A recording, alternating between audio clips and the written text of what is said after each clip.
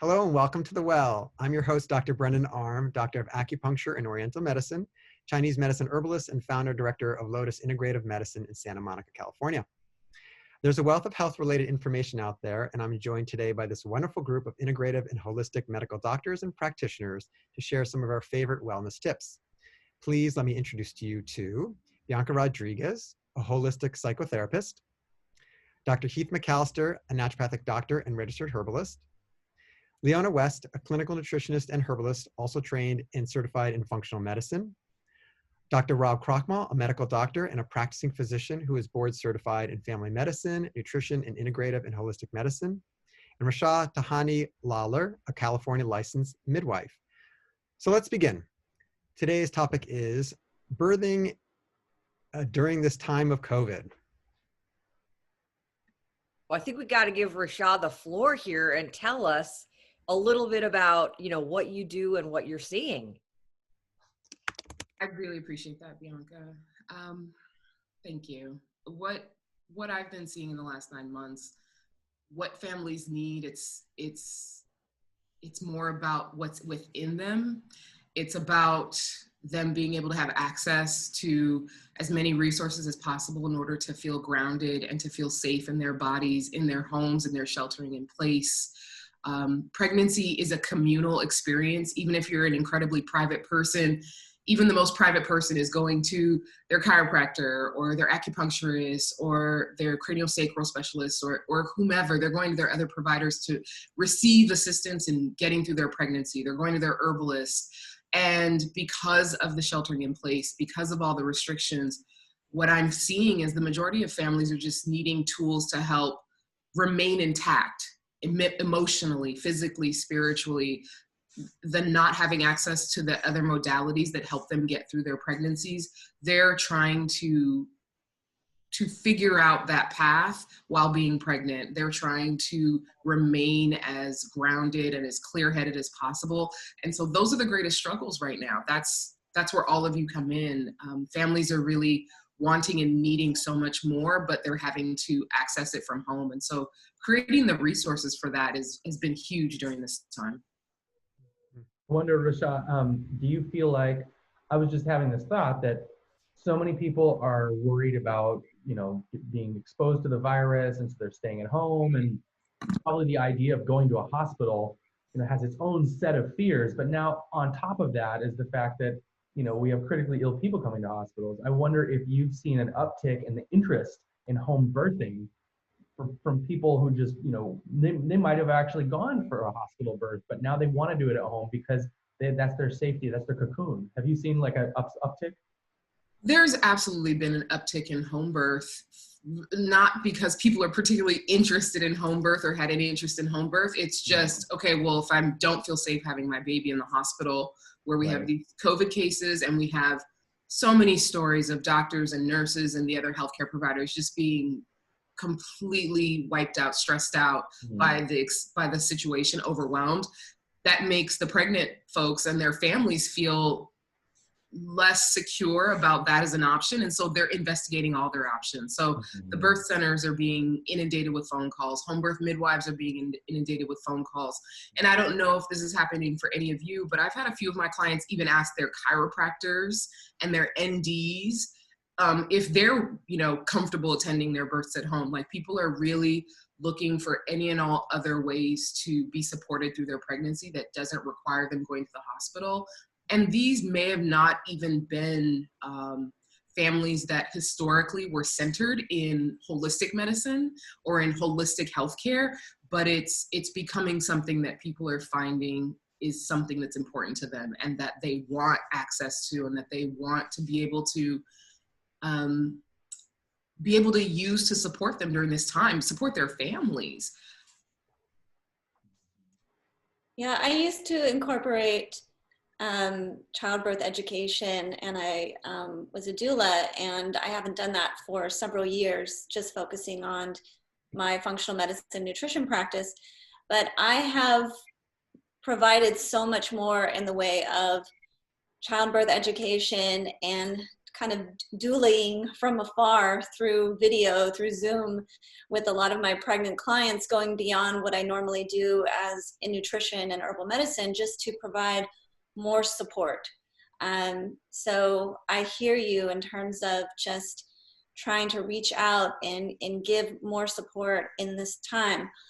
As a former doula, my favorite births were always home births. They were always just the most incredible. I did plenty of hospital births as well. So are you finding that these families that maybe were not, that was necessarily their first choice, going through the process, have they been kind of pleasantly surprised, or how are you finding this experience from that perspective? What's been really lovely, sorry, the sun moved, so now I'm in the shadows. So what's been really lovely is that people are becoming so incredibly educated about all of their options with regards to their healthcare in seeking out another place to birth, that it has created a trickle-down effect. So we have families that were formerly planning a hospital birth, and they've done all this research now, sometimes very quickly, about home birth and the history of home birth, and what is actually involved in home birthing, licensed midwives, nurse midwives, the type of care that's provided in the home setting. And then what it's doing is pointing them and directing them to, hey, well, maybe we want a holistic pediatrician, maybe we want a naturopathic doctor for the other children. They're finding their way, and they're finding their way to providers like yourselves. And that's been the nicest thing, is that I'm seeing more people become empowered in their ability to care for themselves, and also asking those hard questions about their bodies and how they're taking care of their bodies, and really rethinking what they may have been told their entire lives about what's healthy and what's not healthy, and what's right for them and what isn't right for them. So overreaching, everyone that's having home births, in my client case, everyone's been very happy with the experience, but more than anything, they've been empowered in how they're choosing to take care of the family after the home birth, which has been amazing. That's awesome. I wonder with that word empowerment that these, families are finding themselves more in right now, because they're having, they don't necessarily feel so comfortable going to the hospital setting, so they're exploring, and they're perhaps getting more empowered because of their own exploration. Have you seen that has had any influence or impact on the actual birth? Like these, because you were, seeing patients and clients for many years prior to COVID, and I'm sure you have like a measure of what was the reality of how the births went at home. How are they going now with people going through COVID? How are families doing? Well, that's a really great question. And I like to keep informal statistics. I did when I had the birth center. We have our hard statistics that we keep, and usually it's students that review those statistics, but I like to keep my own. And during the pandemic, what I have seen time and time again are folks going past their due date. Everyone's going beyond 40 weeks. No one is going early. I'm seeing less and less of, oh, well, my baby was only a week late, and we're having more of like a week and a half, 2 weeks. Like, these babies are really taking their time about coming. And specifically here to California, we have the fires. And so we've also got the fear and the concerns about oxygen and air quality. And so I've been having a lot of clients vocalize not only the fear of having to go to the hospital and, the fear of being exposed to COVID by birthing in the hospital or having to transport to the hospital, but fears and concerns about walking outside and getting enough oxygen because of the fires and the smoke. And so this one client in particular, I remember her looking at me and saying, my baby's not going to come until the air clears. And she went into labor the very first day we had that was like a good air quality day outside.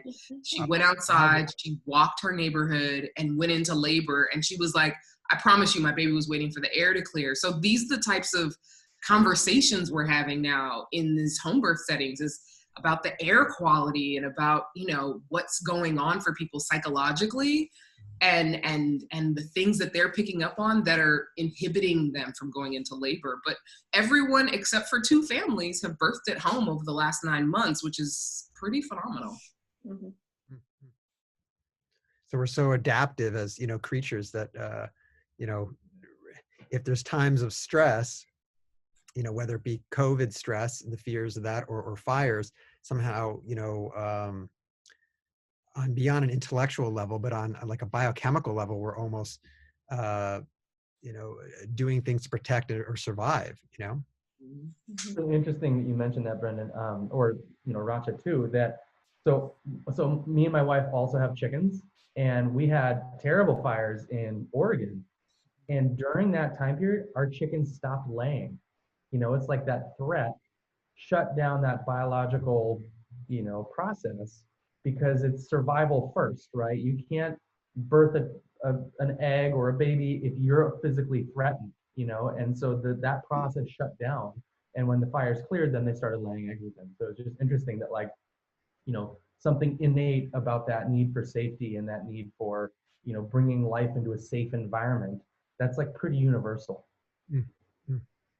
I love the word empowerment, and I love that example that you used, Rasha, about the client that you were mentioning, because and how you said that, you know, that's something that can't really be documented in hard statistics, but it's such an example of the power and the intuition and the beauty of the mother, and their feelings and their knowledge and knowing what's happening with their body and with their child. And that's something that I think, you know, as a medical professional, a lot of times we do miss or dismiss or don't give enough respect and credit to. So the you know, the fact that this is pushing people in a way to kind of decentralize and to empower themselves, I think is a beautiful thing. And I've found in my practice just that empowerment itself has such a deep role in the healing process and in health in general. And so I hope, you know, as we move past COVID, that those, I'm sure they will, because once that empowerment starts to happen, everyone knows, you know, not just through hard statistics, but on a deep level that feels right to them. You know, I wanted to bring up one other thing that I just been thinking about when everyone's been speaking here. I just finished watching the documentary. I think it's called My Octopus Teacher, something like that. It was very good, and I really enjoyed. I don't want to, you know, destroy the film for someone who hasn't seen it, but there a comment that I do like, you know, is made by the narrator, something to the effect of, you know, he's commenting that spending so much time in nature, which is something that I'm very interested in doing, and I always know I feel so much better when I do it, and is very in line with the medicine I'm interested in, which is Chinese medicine. Acupuncture and Chinese medicine is very interested in Taoist theory and how, you know, nature behaves, and learning from the wisdom of nature. And he comments that when you're connected, the more time you spend, and like especially with children or young people, I would assume adults just the same, that when you're in nature, the more time that you spend in water or in nature, like the greater one's self-confidence becomes. And at the same time, number 2, also the gentleness within us gets, you know, we become more gentle people. So I just think that's a very important thing for our health, is being in nature, so that we can be confident through this time, and also, but at the same time, be gentle, which is probably very important for birthing. What about our psychotherapist, Bianca? I know you got something for us No, here. Rochelle, you were about to say something, Oh, and sorry. you're our special guest. I get to talk all the time. No, I just this is gonna speak to what maybe hopefully what you're gonna touch on, the psychological piece, what's necessary in order for someone to feel safe enough, comfortable enough to go into labor. Yes, it is some of the things you mentioned, Brendan, about, you know, being in water, being in nature, having access to the things that provide comfort, provide grounding.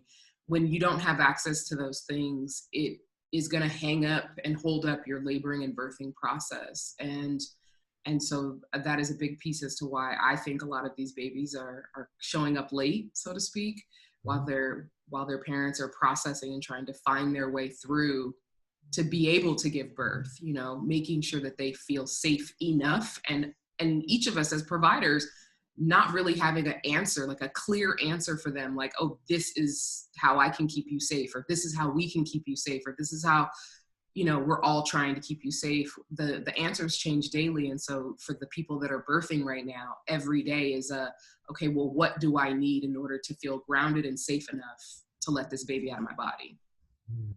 I was going to say, thank you for that. This is going to make me emotional here today. You know, the transformation process is a process, you know, of birthing. And in my work with people, you know, the number one thing I do is obviously create a safe relationship with them and teach them how to regulate their own emotions, because you don't take somebody into a painful scenario, whether it's a trauma, it's some sort of a wound or some sort of a transformational experience, until they feel safe enough that they can contain that space for themselves. And, you know, I love the concept of birthing, because birthing, you know, is not only as, you know, creating another person, but we're constantly rebirthing ourselves, our concepts, our dreams, our desires. And so that was so, you know, beautifully said. And it really parallels, you know, our evolution as humans in all the ways we evolve. So thank you so much. Well, that's all the time we have today. If you have a topic you'd like to learn more about, let us know with a comment on social media. And also don't forget to subscribe to our The Well YouTube channel. Thank you for joining us, and please join us next time for more wellness tips. Remember, regardless of where we are, our resources in the well are limitless.